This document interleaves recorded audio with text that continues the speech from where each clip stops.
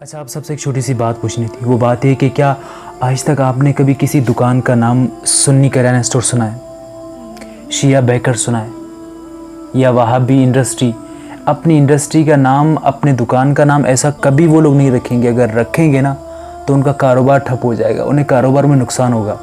लेकिन मैं हैरान हूँ कि दीन के नाम पर ये सब फ़िरकावारियत क्यों करते हैं, कि दीन में जो नुकसान हो रहा है इस चीज़ की वजह से वो उनको नज़र क्यों नहीं आता।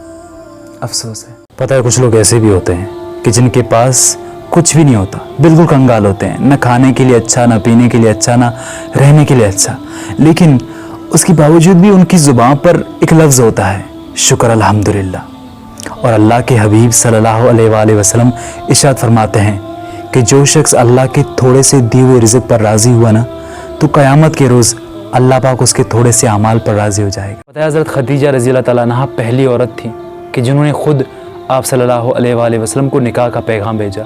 यूँ अल्लाह ने हर लड़की को अपने पसंद का खावन करने की आज़ादी दी, इजाज़त दी। एक हदीस में आता है कि अल्लाह ने अर्श से हज़रत जिब्राइल अलैहिस्सलाम को भेजा और कहा कि फ़ातिमा अली के लिए। लेकिन इसके बावजूद भी आप सल्लल्लाहु अलैहि वसल्लम ने अपनी बेटी फ़ातिमा से पूछा कि बेटी फ़ातिमा, अली का रिश्ता है, हाँ कर दूँ? अफसोस है कि आज ना एक बेटी अपनी पसंद का इजहार करने से भी शर्माती है और बाप अपनी बेटी से पूछते हुए भी शर्माता। वैसे पूछता है, हमारे माशरे में कोई बाप पूछता है अपनी बेटी से कि फ़लाने लड़के का रिश्ता है, हाँ कर दूँ? अगर बेटी हाँ करे तो भी उसका बाप उसे करा देता है, अगर ना करे तो भी। ठुकरा दिया शादी से उसने मुझ फ़कीर के साथ, देखना अब रखेल बनकर रहेगी किसी वज़ीर के साथ। औरतों के अंदर ज़्यादातर ये होता है कि वो पैसा और चमड़ी मतलब खूबसूरती ज़्यादा देखती हैं, ऐसा ही है। तो मैं कहता हूँ कि यार कभी भी ये चीज़ें, हाँ एवरेज हो बंदा, अपने हिसाब से बंदा कंपेयर करे, अदरवाइज़ कभी भी किसी के अंदर पैसा देखकर या बाहर की खूबसूरती देखकर उसे ना अपनाना। यार आप कोई जानवर नहीं ले रहे, और अगर आप ये चीज़ें देखते हैं ना तो आप कभी ज़िंदगी में खुश नहीं रह सकेंगे। जब भी किसी को अपनाना चाहो ना तो उसके अंदर अखलाक देखो, दीन देखो। जलाकर सारे जिस्म का खून वो पैसा कमाता है, बड़ी मुश्किल से एक बाप घर चलाता है, और बनाकर अफसर बेटे को ज़माने का वो बूढ़ा शहर में क्यों आज तक रक्षा चलाता है। देखिए, माँ की खिदमत करने से जन्नत मिल जाएगी, लेकिन अगर बाप को नाराज़ करोगे ना तो उस जन्नत का कभी दरवाज़ा नहीं खुलेगा। तो बाप की आज सख्ती बर्दाश्त कर लो, कल ज़माने वाली सख्ती तुम्हारा कुछ नहीं बिगाड़ पाएगी। मैं कहता हूँ कि यार कभी भी किसी को ये मत कहो कि मुझे दुआओं में याद रखना, क्योंकि अगर आप दुआओं में याद रखने के काबिल हुए तो आप ज़रूर रखे जाओगे। कभी कभी ऐसा होता है ना कि कोई शख्स हमें कहता भी है कि हमें दुआओं में अपनी याद रखना, लेकिन नमाज़ पढ़ते वक्त, दुआ मांगते वक्त आप भूल जाते हैं उस शख्स को। लेकिन कुछ ऐसे लोग भी हैं कि जो आपको बिल्कुल दुआ करने को नहीं कहते, लेकिन आप फिर भी उनके लिए दुआ करते रहते हैं। मैं आपसे एक बात पूछता हूँ कि किसी को झूठा, घटिया और गलत साबित करने से आज तक कोई अजीम बना है? हरगिज़ नहीं। किसी का पर्दा रखने में ही अज़मत है, बड़ाई है। और अल्लाह के हबीब सल्लल्लाहु अलैहि वसल्लम इरशाद फरमाते हैं कि जो शख्स किसी मुसलमान का ऐब छुपाएगा इस दुनिया में, तो क़यामत के रोज़ अल्लाह पाक उसके ऐब छुपाएगा। अस्सलाम वालेकुम। पता है, हम अगर मुसलसल ज़िनाकारियाँ करते हैं, किसी का हक़ खाते हैं, हराम खाते हैं ना, तो सबसे पहली चीज़ ये होती है कि हमारी ज़िंदगी से सुकून नाम की चीज़ दूर चली जाती है। हमारी सारी ज़िंदगी बेसुकूनी वाली गुजरती है। हमारा एक मसला हल ही नहीं होता कि दूसरा शुरू हो जाता है।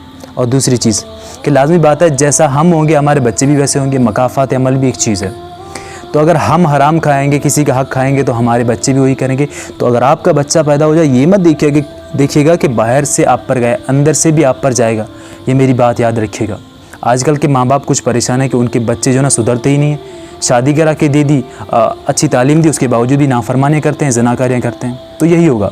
तीसरी चीज़ कि अपाहिजपन का आ जाना, अक्सर बच्चों का पाँव के काम ना करना, हाथ का काम ना करना, आँखों का टेढ़ापन, ये सब यही कि हम हराम खाते हैं, किसी का हक़ खाते हैं। तो आज भी मैं कहता हूँ वक्त है कि अल्लाह से सच्ची दिल से तौबा कर लो और अल्लाह की राह में सदका देना शुरू कर दो। इस्लाम इजाज़त देता है मर्द को और औरत को कि वो अपने लिए पसंद का हम सफ़र करें। देखिए, अगर आपको पसंद का मिल गया हो या ना मिल गया, अब आप पर ये लाजिम है कि आप सिर्फ उन्हीं के बारे में सोचें, उन्हीं इज़्ज़त दें। कभी कभी नाचाकियाँ हो जाती हैं, मैं मानता हूँ, और आप ख़ुद ही तो कहते हैं ना कि ये दुनिया काफिरों के लिए जन्नत है, हमारे लिए नहीं। तो ये मुश्किलें सब आती रहती हैं। बस इन सब को अल्लाह ताला की तरफ से समझ कर कबूल कर लो और ख़ामोश रहो, सब्र करो। बेशक अल्लाह को सब्र वाला बहुत पसंद है। और अगर आपने किसी को अपना ही लिया ना, तो किसी और के बारे में कभी ना सोचें। अक्सर देखता हूँ यार, लड़के ये इंस्टाग्राम पे अजीब सी लड़कियों को फॉलो कर रहे होते हैं, पता नहीं क्या क्या देखते हैं। मतलब अब देखिए, जब आपने उसको अपना ही लिया है तो आपका उन पर हक है और उनका आप पर हक है। अच्छा, ये मैसेज तमाम उन लोगों के लिए है जो दोस्ती में अपना सब कुछ शेयर कर देते हैं। ये कहते हैं कि यार तूने मेरे साथ इतना कुछ शेयर किया तो मैं भी तेरे साथ शेयर करता हूँ। वो ये कहते हैं कि यार तेरे भाई ने इसके साथ ये किया, तेरे भाई ने उसके साथ भी ये वो सब कर दिया। तो अपने गुनाह फ़ख्र से बताते हैं। और आप सल्लल्लाहु अलैहि वसल्लम इरशाद फरमाते हैं कि अल्लाह मेरी उम्मत के तमाम लोगों के गुनाह बख्श देगा, सिवाय उन लोगों के जो लोगों को फ़ख्र से बताते हो कि हमने ये गुनाह किया है। हाँ, अगर आपके किसी गुनाह की वजह से आपको मोटिवेशन मिली है, मतलब कोई सबक मिला है, तो आप किसी को ज़रूर बताएं, किसी को मोटिवेशन मिलेगी। अपने गुनाह अल्लाह को बताएं कि अल्लाह मैं इतना गुनहगार हूँ, लोगों को ना बताएं।